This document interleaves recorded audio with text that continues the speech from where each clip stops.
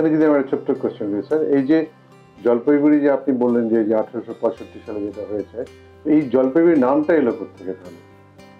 এখন আমাদের দেশে আমি দেখিয়েছি বিভিন্ন বইয়ে, বিশেষত রায়গঞ্জ বংশের ইতিহাসেও আছে, যে এখানকার যেসব সাহেবরা এসছিলেন তারা জলপাইগুড়ি নামটি উচ্চারণ করতে পারতেন না।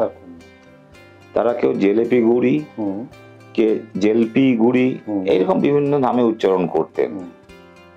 এখন একজন গবেষক পরিতোষ দত্ত তিনি মনে করেছিলেন যে জলপাইগুড়ি নামটা এসেছে সাহেবদের কাছ থেকে নয়, এখানে গরম পশমের বস্ত্র বিনিময় হতো, ভুটান, সিকিম এইসব জায়গার ব্যবসাপত্র হতো, রংপুর এইসব জায়গায় যেত, সেখান থেকে তারা ডিরাইভ করে দেখিয়েছেন যে কি অর্থে জলপাইগুড়ি নামটা তৈরি হয়েছে।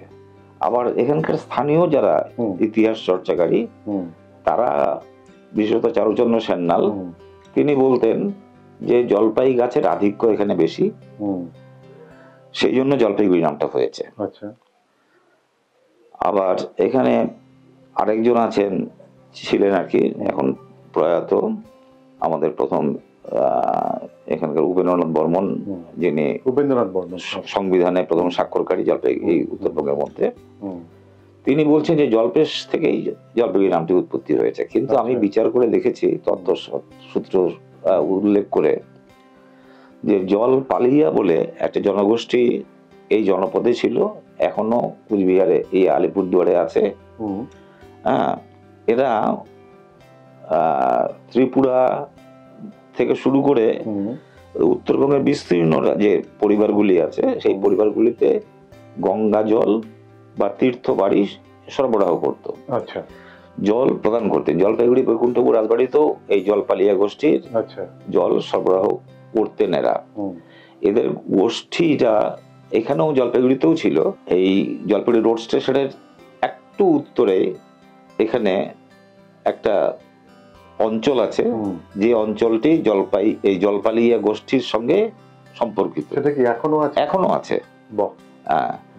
সেই দিক থেকে আমি বিচার করে দেখলাম যে এটা